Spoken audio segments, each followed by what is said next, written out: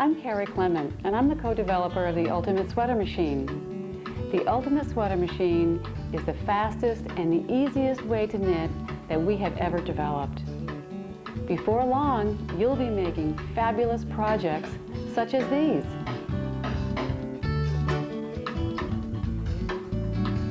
There's no end to the things you can make, but there is a beginning. And like anything else that you do for the first time, take it slow and don't expect to make items like these on the first day. These items were made by people who have mastered the Ultimate Sweater Machine. Make warm and cozy Afghans with colorful patterns and make them to fit the size you want, in the colors you choose, and make it at just the price of the yarn.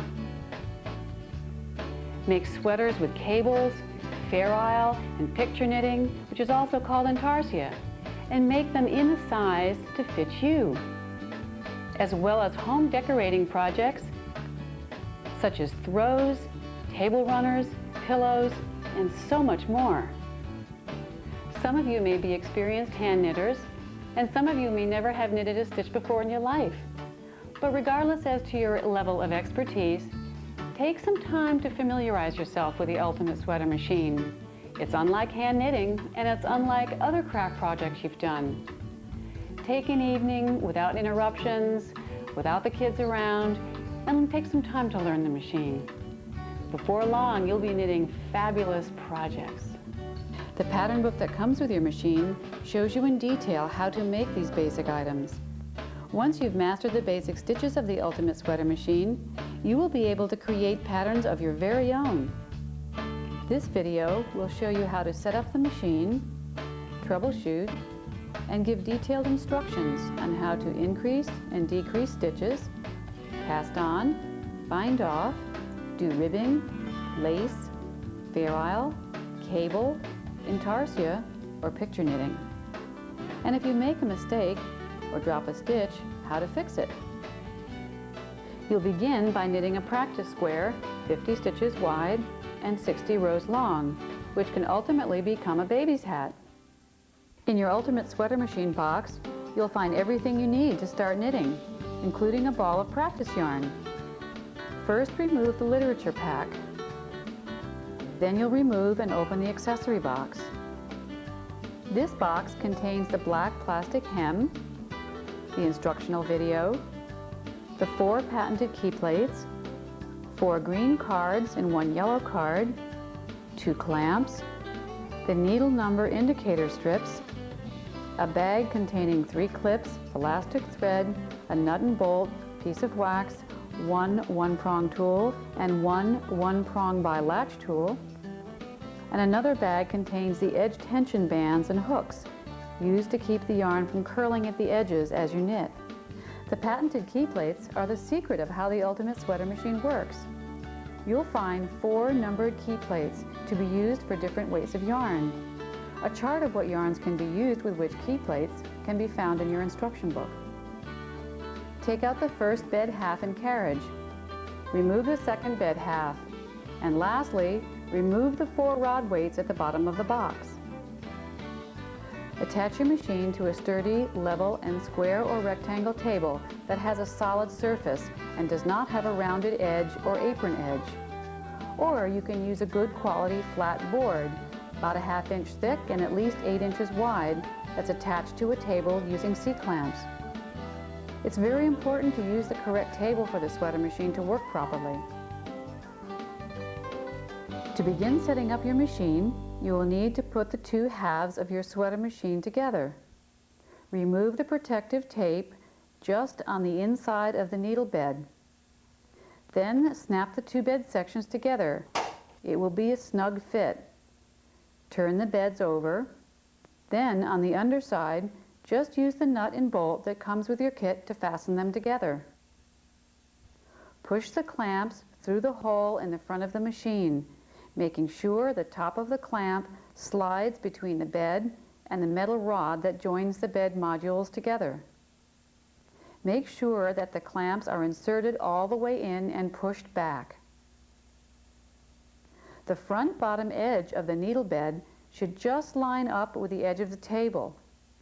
Do the same with the other side and tighten the wing nuts under the clamps. Be sure not to tighten so much as to tip the bed forward. This would move the needles by mistake and make it difficult for you to knit properly.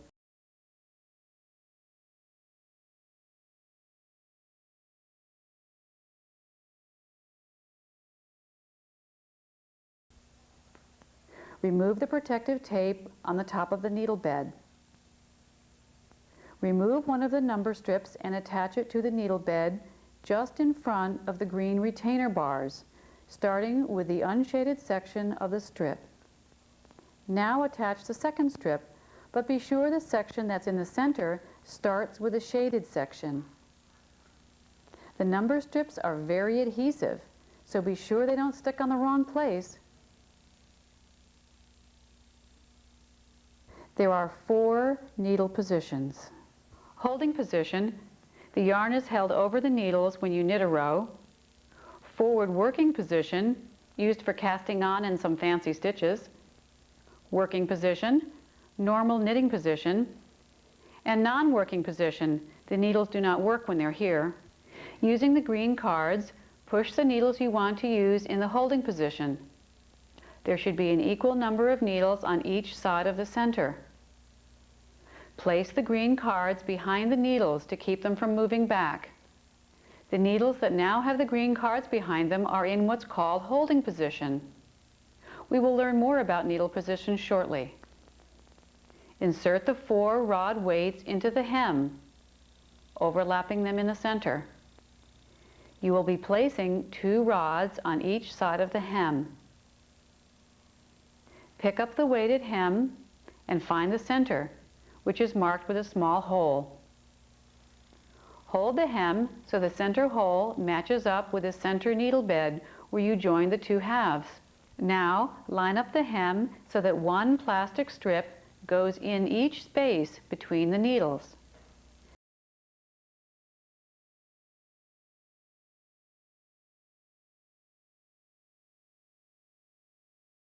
Check to be sure there's only 1 hem strip between each needle. Lay the top of the hem on the needle bed and make sure the latches are open that you want to cast on. Here is a closer look at the latches and how they look when they're open. You don't have to open them individually. The transfer tool makes it easy to open them.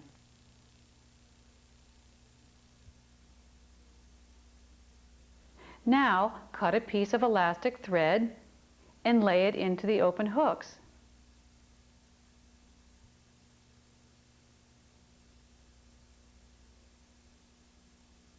Attach a small clip to each end of the elastic thread to hold it in place.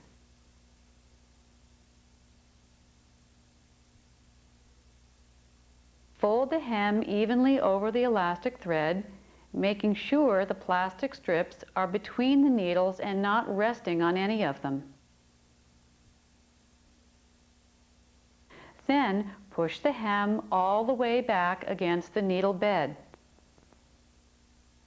Put the carriage on the needle bed, making sure it's hooked over the back rail. This is important.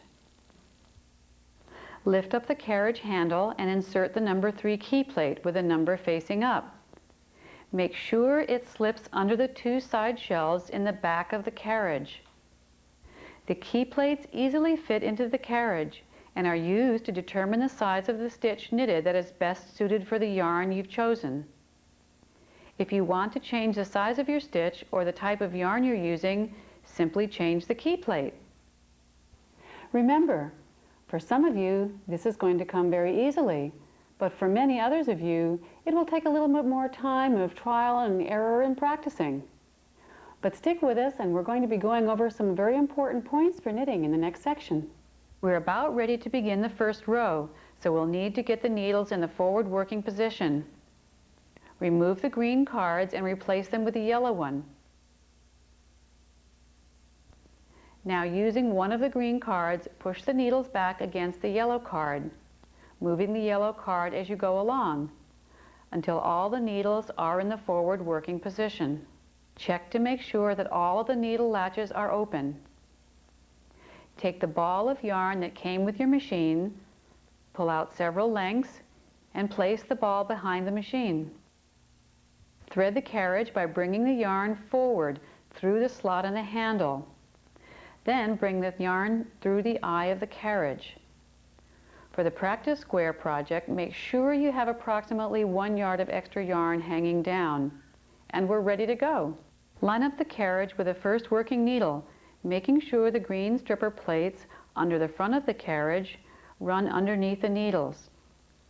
Hold the yarn with one hand until the first needle catches the yarn, and then with both hands firmly on the handle, push the carriage slowly and steadily across. Congratulations! You have just knitted your first 50 stitches in a matter of seconds. In order to keep the loose end of yarn out of the way, move it behind the hem and attach a clip to it for weight. Before you begin the next row, it's important that you hold a loop of slack yarn. The yarn must run through the yarn guide in the nose of the carriage, or your stitches can drop. Be sure to push the carriage until the last needle stops moving. Then push the carriage until it's just over the first working needle, let go of the yarn, and continue to knit. That's all there is to it. You're on your way to making loads of beautiful knitted projects. Remember when you learned how to ride a bike or how to use the computer? Ultimately, it wasn't difficult at all, but you did have to go through a learning process. The ultimate sweater machine can also have its challenges, but in the next section, we're going to show you how to fix some of those problems you might run into. Make sure your ultimate sweater machine is set up on a flat surface with a true bottom, similar to a piece of hardwood board.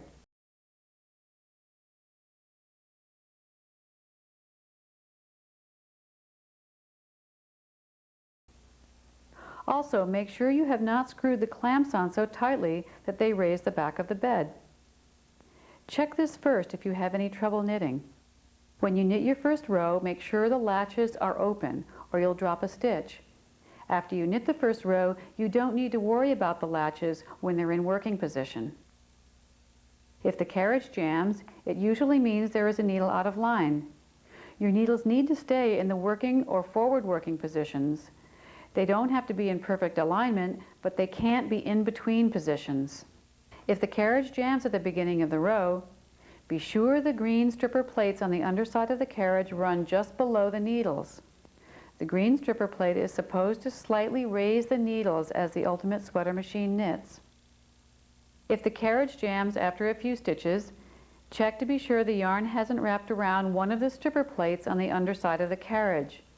Release the yarn from around the plate, pull up the yarn, and continue to knit the row. To prevent this from happening in the future, be sure to hold the yarn at the beginning of the row until you see the first needle begin knitting the yarn. If the carriage jams in the middle of the row, you can also pull down gently on your knitting, which will often free the needles. By jiggling the carriage, you should be able to release the jam as well. Make sure the weighted hem is hanging freely. Don't let your knitting rest or hit your knees.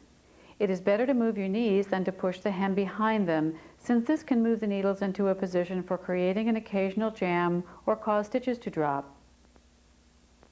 Stop every couple rows to pull out several lengths of yarn to keep it free flowing. Even a little tension in the yarn can cause the carriage to feel stuck.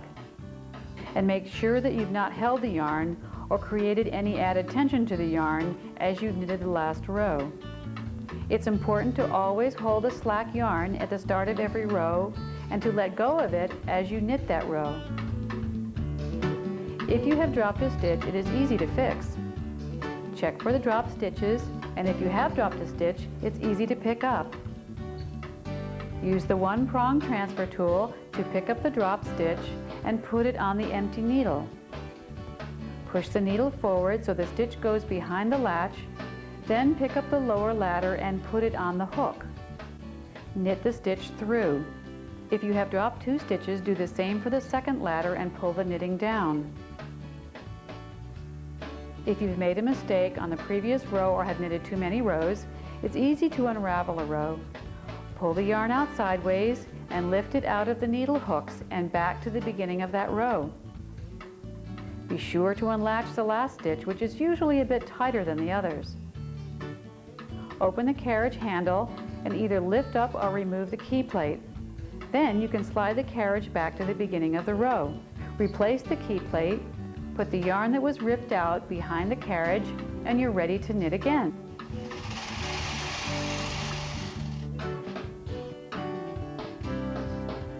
To prevent the knitting from curling, secure the sides with the elastic bands and S-hooks provided.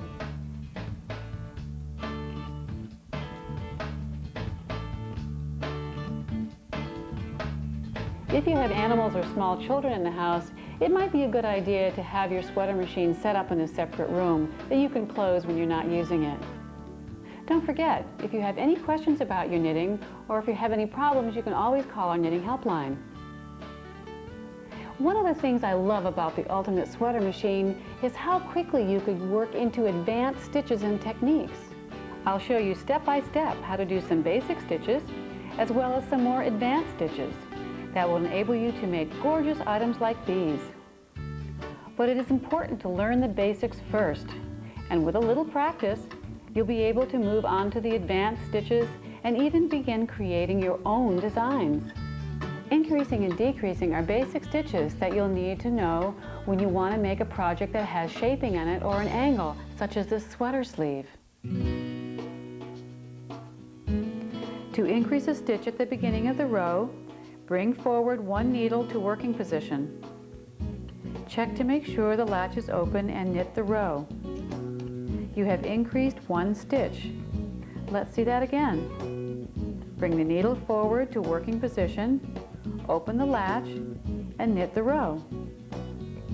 You have now increased your row by 2 stitches. In order to see the angle, I'm going to do 2 more rows.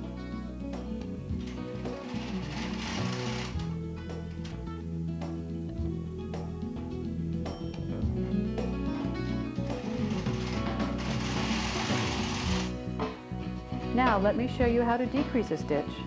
Using the butt of the needle, bring the needle forward to holding position using the one-prong transfer tool. Insert the eye of the tool into the hook of the needle. Keep the transfer tool horizontal to the floor. Push the needle back until the stitch transfers from the needle onto the transfer tool. Now insert the eye of the transfer tool into the hook of the adjacent needle and lift up on the transfer tool to transfer the stitch to that needle. Push the empty needle to non-working position, then knit 2 more rows.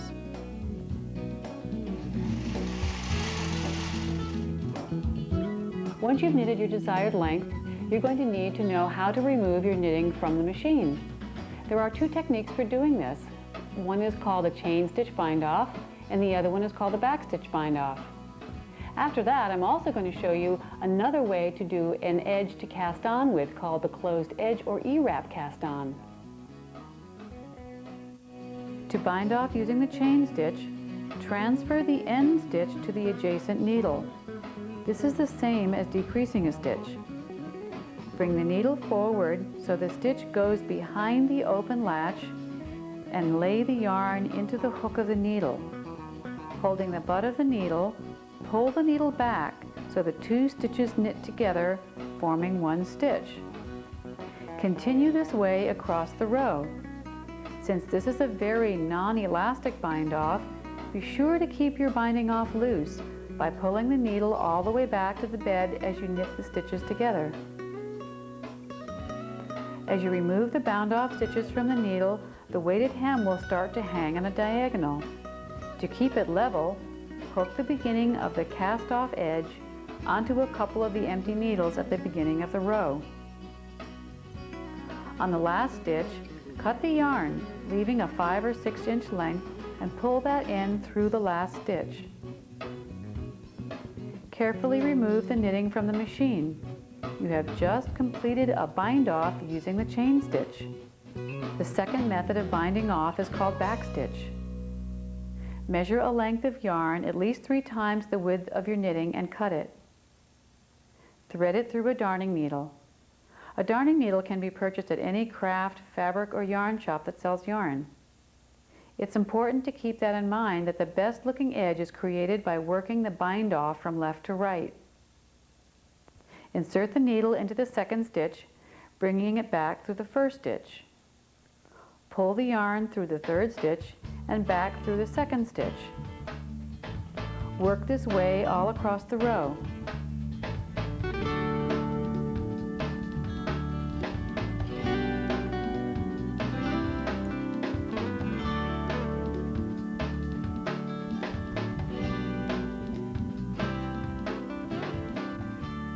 When you reach the last stitch, pull the yarn through and fasten it off. Remove the knitting by pulling the needles forward to holding position.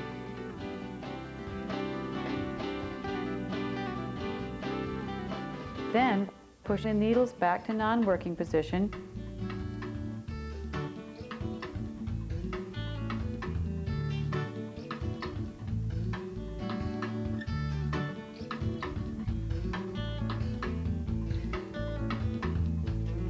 Bring the needles to holding position using the green cards. Make a slip knot at the end of the yarn and loop it over the far left-hand needle. Now, loosely E-wrap the needles across, winding the yarn around counterclockwise to form that E.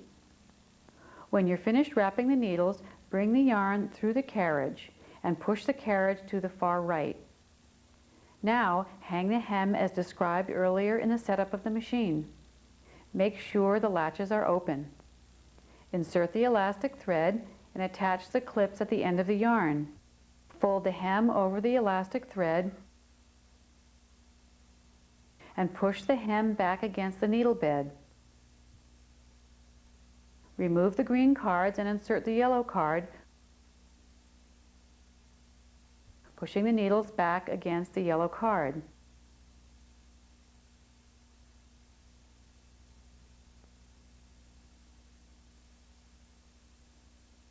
You'll need to push your carriage slowly for the first row. Remember to hold the yarn at the beginning of the row as usual. You may need to hold the hem back for the first row using your other hand.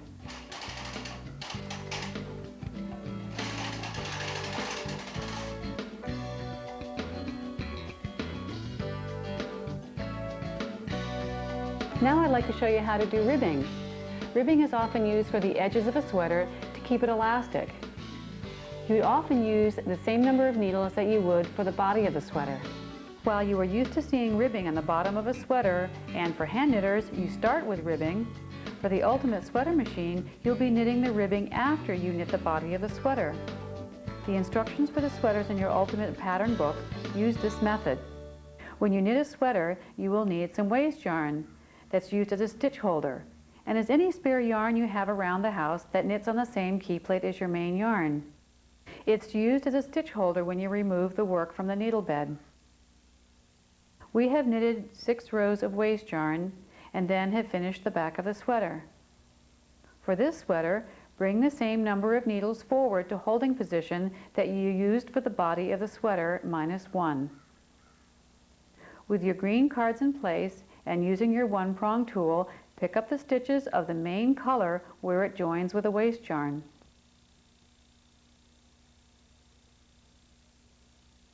After you have picked up the first couple stitches, on the opposite end, pick up 2 more to balance the hem. Now, knit the number of rows you want to have for the ribbing on your sweater, ending with a carriage on the left. There are many different types of ribbing, but for this sample, we will be using a 2x1 ribbing or a 2 knit, 1 purl. Insert the latch tool in the first row of ribbing in the 3rd stitch in from the end. Release the corresponding stitch on the needle above by bringing the needle forward to holding position, then back to non-working position. Unravel the stitch to the latch tool and relatch it up. This creates a knit stitch, the reverse of a purl stitch.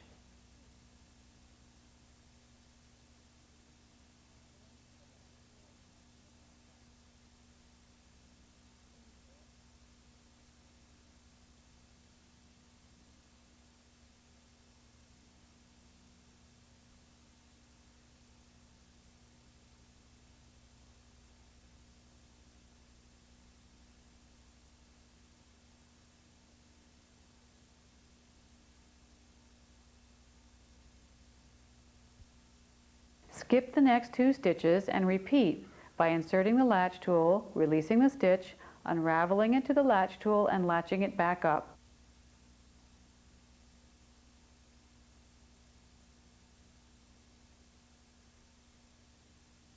When you are first learning to do ribbing, it may seem very time-consuming, but once you get used to it, the ribbing can go quite quickly.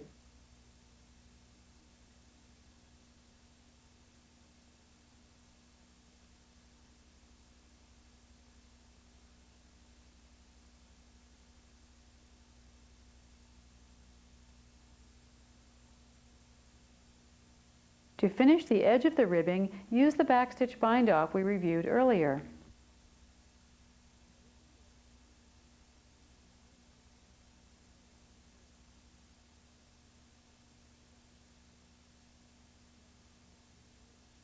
Remove your work from the machine and remove the hem by pulling it away from the waist yarn and snipping the elastic thread. Then unravel your waist yarn.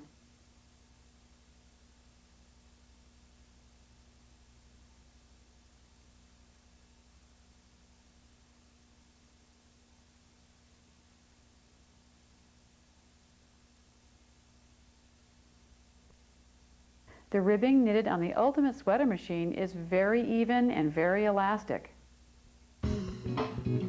This stitch is called a lace or eyelet stitch.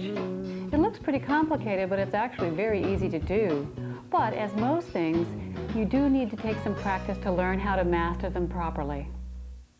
Transfer the first stitch to the adjacent needle, just as you did for the decrease. Bring the empty needle forward into holding position and knit 1 row. Push the needle back to forward working position, making sure the latch is open. Knit 1 row.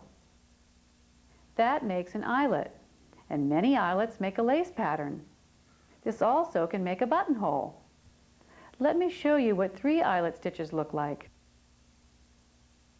Transfer the stitch to the adjacent needle.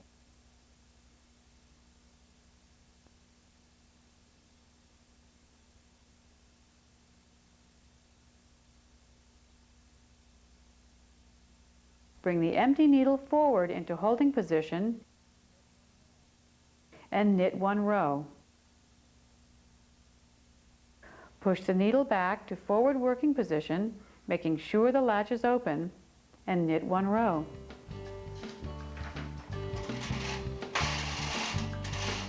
Now you can see how you create a lace or eyelet pattern. Ferrule is a technique that's used in this design on the knitted purse. It's also used in the sweater that I have on. It's a technique for combining more than 1 color on a row for a very special look. It's very easy to do on the sweater machine and it's very impressive. To set up your Ultimate Sweater machine for Ferrule, push the needles where you would like to have the contrasting color into holding position. Always knit the main color, or the color with the greatest number of stitches across the row first, by pushing the carriage slowly across the row. You will then knit the contrast color manually. Make sure these stitches are the same size as the rest of your knitting.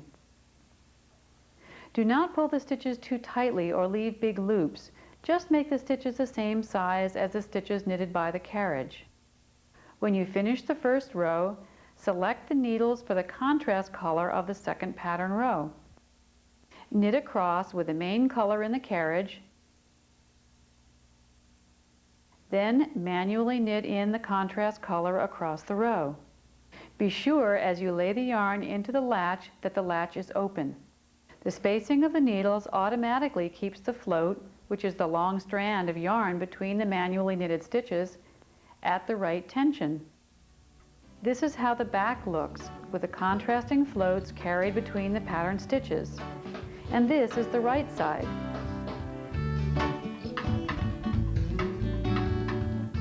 One of the most popular stitches in knitting today is the cable stitch. It's often used in Irish sweaters and Afghans.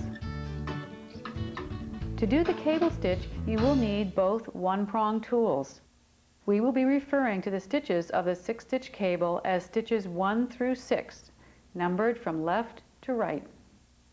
Transfer stitches 1, 2, and 3, one by one, onto one of the one-prong tools by inserting the eye of the transfer tool into the hook of the needle. Be sure to keep your transfer tool angled slightly up so you don't lose the stitches. Then, with the same tool, move the needle forward to holding position, then back to non-working position. Then, hook the eye of the transfer tool onto the left-hand adjacent needle and let it go. Using the second transfer tool, remove stitch number 4 and transfer it to needle number 1.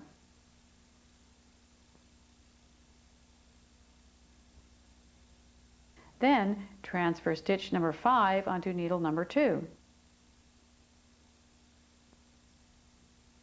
And stitch number 6 onto needle number 3. Your stitches will be tight, but that's normal. Now remove the first transfer tool from the needle it is resting on. Using the second one-prong tool, push the first stitch on the transfer tool onto needle number 6. Repeat this for the next 2 stitches, placing them onto needles number 5 and 4. These stitches will also be tight, but again, this is normal for cable. Now bring all the needles holding the cable stitches, plus a couple needles on either side, up to forward working position. This makes knitting the tight stitches easier and is very important. Make sure the latches are open on the needles in forward working position and knit the row.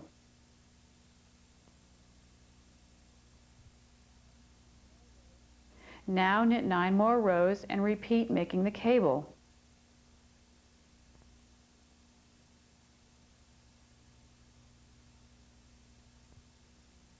To make the purl or definition stitch on each side of the cable, insert the latch tool into the first row of the stitch adjacent to the cable. Release the stitch and let it unravel to the latch tool.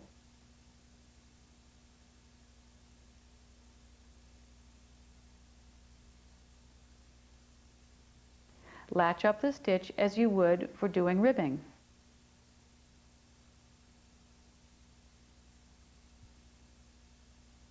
Repeat this for the stitch on the other side of the cable. Note that you will want to drop and latch up this stitch approximately every 20 rows, or you'll have to be latching it up from the floor.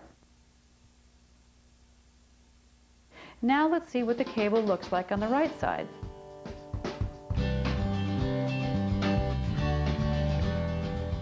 One of the most interesting and creative stitches to do is called Intarsia or picture knitting. It can be very simple, like this baby blanket, or it can be very involved, like this sweater. The Ultimate Sweater Machine was designed to do Intarsia very easily, on the fly, as you knit. The carriage is specially designed for easy access to the front, or the nose of the carriage. The yarn guide is this round opening at the end of the V. For regular knitting, the yarn is brought up through the yarn guide and through the carriage handle, with the yarn stored on the table behind the needle bed. For Intarsia technique, the yarn is normally placed on the floor in front of you. Bring the yarn for the first color up through the yarn guide in the carriage. Knit until you want to change for the second color. Take the first color out of the carriage and thread through the second color and knit the rest of the row. Attach a clip to the yarn of the first color and knit until you want to change back to the first color. When you're ready to change colors, just remove the second color from the carriage and bring the first color up under the second, which locks the yarns together and prevents a hole from forming.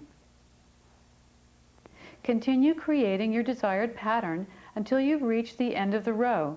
For most Intarsia designs, you will be following a printed chart. However, you can also make up a geometric pattern as you go, designing on the fly. You can use as many colors as you like in your designs. When you first start, try to limit your colors to no more than 5 across a row. And now you're ready to create some of your own knitted designer creations. But be sure to look at the pattern book and follow the patterns in there from the beginning until the end, because you'll learn a lot of techniques all through the book. Also, you may need to look at the video more than once, especially if you go into the advanced techniques. And don't forget, you can always call our knitting helpline if you get stuck.